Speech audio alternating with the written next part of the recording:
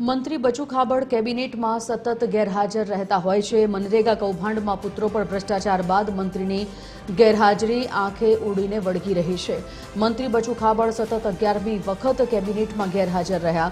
છેલ્લા એપ્રિલમાં યોજાયેલી કેબિનેટમાં હાજરી આપી હતી। મંત્રી બચુ ખાબડ અંગે સરકારનો કોઈ ખુલાસો પણ નથી આવી રહ્યો।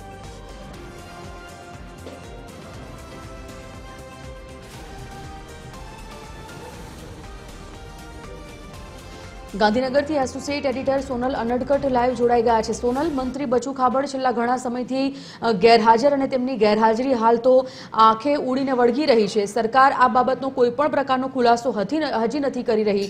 શું ગણગણાટ ચાલી રહ્યો છે તેમની ગેરહાજર પાછળ?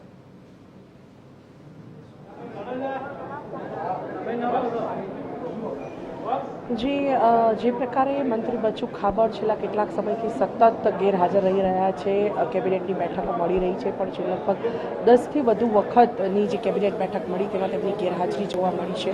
મંત્રી બચુ ખાબડ મનરેગા કૌભાંડમાં સંડોવાયેલા છે અને તે સંદર્ભમાં તેમના જે બંને પુત્રો છે તેમની ધરપકડ પણ થઈ, જામીન પર પણ બહાર આવ્યા। પણ જે સમગ્ર મુદ્દો જ્યારથી બહાર આવ્યો છે ત્યારથી બચુ ખાબડ જાહેરમાં આવવાનું ટાળી રહ્યા છે અને તે અંતર્ગત જ તેમણે જે કેબિનેટ બેઠક છે તેમાં હાજરી આપવાનું બંધ કર્યું હતું અને હવે તો સાથે સાથે છેલ્લા કેટલાક સમયથી તેઓ તેમની ઓફિસ ખાતે પણ આવી રહ્યા નથી। ઘણા લાંબા સમયથી તેઓ તેમની જે સચિવાલય ખાતેની તેમની જે મંત્રીની ઓફિસ છે ત્યાં પણ તેઓ આવતા નથી અને જાહેર દિવસો કે જેમાં સોમ અને મંગળવારે લોકોને મળવાનું હોય છે, નાગરિકોને મળવાનું હોય છે, તેમની વિભાગીય જે સમસ્યાઓ હોય છે તે સાંભળવાની હોય છે અને તેનો ઉકેલ પણ આપવાનો હોય છે। આ જે રૂટીન પ્રક્રિયા છે એક મંત્રી તરીકે તેને પણ તેઓ અનુસરી રહ્યા નથી અને આવા સંજોગોમાં લગભગ કેબિનેટ બેઠકોની જો વાત કરીએ તો આજે વધુ એક એવી કેબિનેટ બેઠક યોજાઈ કે જેમાં મંત્રી બચુ ખાબડ ગેરહાજર રહ્યા હતા અને જાહેરમાં આવવાનું તેમણે ટાળ્યું હતું।